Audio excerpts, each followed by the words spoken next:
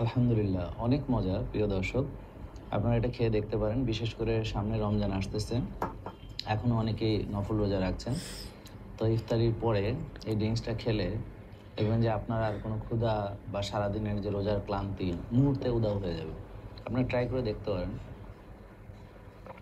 তো এটা সব ধরনের রোগেই উপকার।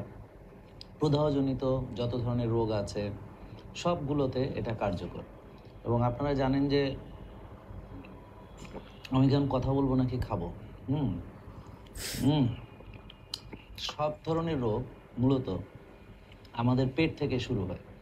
তো ডিটক্সিফাইং আমাদের অত্যন্ত জরুরি। টক্সিনগুলোকে বের করা, কোষের ভিতরে যে টক্সিনগুলো সেটা বের করা, পেটের ভিতরে টক্সিনগুলোকে বের করা, ভালো ব্যাকটেরিয়া দ্বারা খারাপ ব্যাকটেরিয়াকে সরিয়ে ভালো ব্যাকটেরিয়া দ্বারা পেটটাকে আমাদের মানে কলোনি তৈরি করা আর কি, যে ভালো ব্যাকটেরিয়ার কলোনি হবে। তো আমরা যদি পেট ভালো রাখতে পারি, হ্যাঁ, এবং এখানে যেই জিনিসগুলো সবগুলো আমাদের দেশীয়। এখানে দেখেন এনার্জি বলেন, এবং এখানে ভালো কোকোনাট অয়েল এবং এখানে যে গ্রিন সব কিছু মিলে এটা একটা চমৎকার সুপার ফুড। হ্যাঁ, তো এখানে পালং শাক সবই দেওয়া আছে।